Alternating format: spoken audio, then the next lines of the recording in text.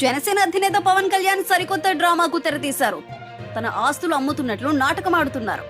అయితే ఇంతకు ముందు స్వతహాగా పార్టీని నడిపించేందుకు సినిమాలు చేస్తున్నారని, ఆ సినిమాల్లో నటించి వచ్చిన డబ్బుతోనే పార్టీని నడుపుతున్నాను అని చెప్పుకొచ్చిన పవన్ కళ్యాణ్ తాజాగా చేసిన ప్రకటన తాను కష్టాల్లో ఉన్నానని, పేదరికంతో బాధపడుతూనే ప్రజల కోసం పార్టీని నడుపుతున్నాను అని చెప్పుకునేందుకు సరికొత్త డ్రామాకు తెరతీసినట్లు పలువురు చెబుతున్నారు. టీడీపీ జనసేన తొలి విడత జాబితా విడుదల తర్వాత ఆయా పార్టీలో అసమ్మతి స్వరాలు భగ్గుమన్నాయి. జనసేన 24 సీట్లు తీసుకోవటాన్ని జీర్ణించుకోలేని అభిమానులతో పాటు టికెట్ వస్తుందని ఎదురు చూసిన ఆశావాహులు జనసేనాని మీద విరుచుకుపడుతున్నారు. మరోవైపు ఫ్లెక్సీలు కాల్చేయటం, కుర్చీలు విరగ్గొట్టడం వంటి ఘటనలు చోటు చేసుకున్నాయి. ఈ నేపథ్యంలోనే జన సైనికులు, కాపు సంఘాల్లో వ్యతిరేకత మొదలైంది.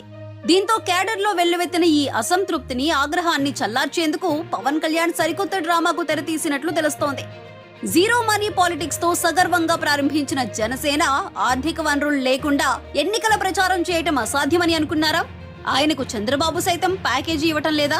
ఇచ్చినా సరిపోవటం లేదా? అందుకే పవన్ ఆస్తులు అమ్ముతున్నట్లు ప్రకటన చేశారా అనే చర్చ జోరుగా సాగుతోంది.